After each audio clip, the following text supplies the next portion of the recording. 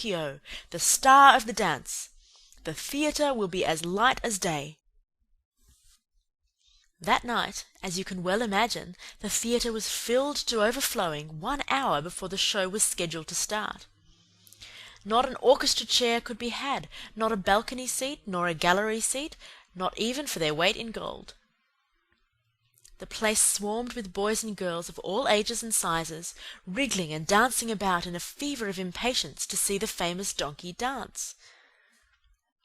When the first part of the performance was over, the owner and manager of the circus, in a black coat, white knee breeches, and patent leather boots, presented himself to the public, and in a loud, pompous voice made the following announcement: "Most honoured friends, gentlemen, and ladies!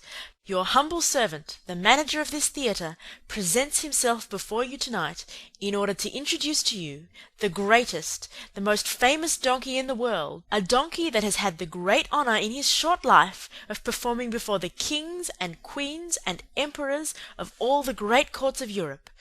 We thank you for your attention." This speech was greeted by much laughter and applause, and the applause grew to a roar when Pinocchio, the famous donkey, appeared in the circus ring. He was handsomely arrayed. A new bridle of shining leather, with buckles of polished brass, was on his back. 2 white camellias were tied to his ears. Ribbons and tassels of red silk adorned his mane, which was divided into many curls.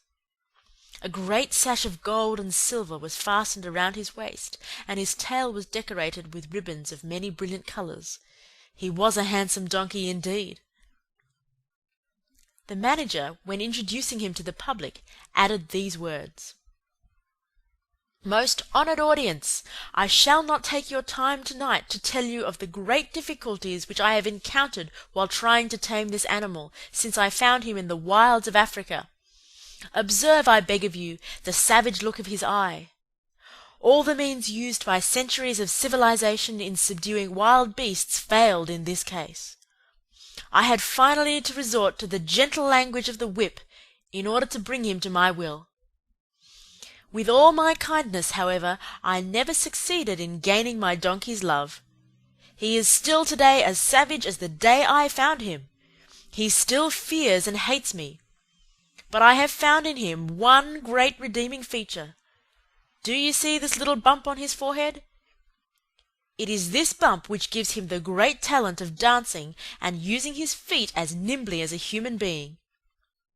Admire him, O signori, and enjoy yourselves.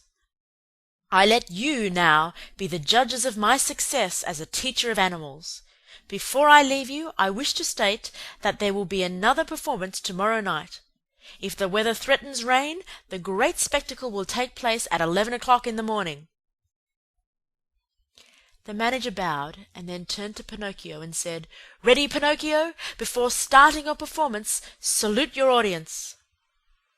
Pinocchio obediently bent his 2 knees to the ground, and remained kneeling until the manager, with the crack of the whip, cried sharply, "Walk!"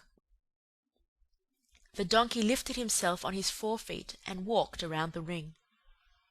A few minutes passed, and again the voice of the manager called, "Quick step!"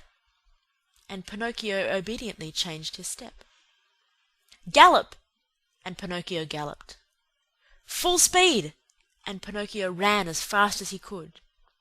As he ran, the master raised his arm, and a pistol shot rang in the air. At the shot the little donkey fell to the ground as if he were really dead. A shower of applause greeted the donkey as he arose to his feet. Cries and shouts and hand-clappings were heard on all sides. At all that noise, Pinocchio lifted his head and raised his eyes. There, in front of him, in a box, sat a beautiful woman. Around her neck she wore a long gold chain, from which hung a large medallion. On the medallion was painted the picture of a marionette. "That picture is of me! That beautiful lady is my fairy," said Pinocchio to himself, recognizing her. He felt so happy that he tried his best to cry out, "Oh, my fairy! My own fairy!" But instead of words, a loud braying was heard in the theatre. so loud and so long that all the spectators, men, women, and children, but especially the children, burst out laughing. Then, in order to teach the donkey that it was not good manners to bray before the public, the manager hit him on the nose with the handle of the whip. The poor little donkey stuck out a long tongue and licked his nose for a long time in an effort to take away the pain.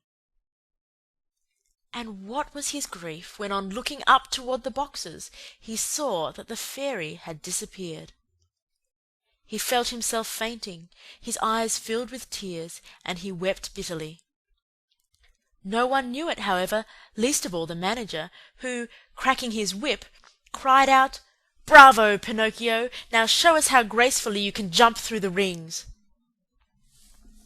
Pinocchio tried 2 or 3 times, but each time he came near the ring he found it more to his taste to go under it. The 4th time, at a look from his master, he leaped through it, but as he did so his hind legs caught in the ring and he fell to the floor in a heap. When he got up he was lame and could hardly limp as far as the stable. "Pinocchio! We want Pinocchio! We want the little donkey!" cried the boys from the orchestra, saddened by the accident.